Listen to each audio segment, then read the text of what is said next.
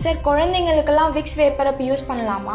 கண்டிப்பாக யூஸ் பண்ணக்கூடாது. 5 இயர்ஸ் கீழே இருக்க குழந்தைகள் கண்டிப்பாக விக்ஸ் வேப்பரப்லாம் யூஸ் பண்ணக்கூடாது. ஏன்னா அதில் கேம்ஃபர், மென்தால், யூக்கலிப்டஸ் ஆயில் இதெல்லாம் இருக்கும். சின்ன குழந்தைகளுக்கு ஏர்வேஸ்லாம் குட்டியாக இருக்கிறதுனால இரிட்டேஷன் ஆகி சளியை அதிகப்படுத்திக்கலாம், இல்லை இருமலை கூட அதிகப்படுத்தலாம்.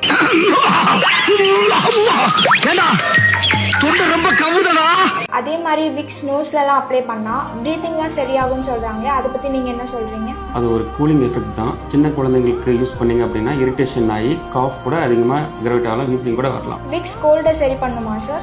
கோல்டு பார்த்தீங்கன்னா வைரஸ் இன்ஃபெக்ஷன். நீங்கள் விக்ஸ் யூஸ் பண்ணாலும் எது யூஸ் பண்ணாலும் அது எப்படி இருந்தாலும் 3 to 7 days இருந்தால் போகும். அதனால இது யூஸ் பண்ணுறதுனால பெருசாக அட்வான்டேஜ் இல்லை. ஒரு கூலிங் சென்சேஷன் தவிர்த்து மற்றபடி வேறு எதுவுமே அது பண்ண போகிறது இல்லை.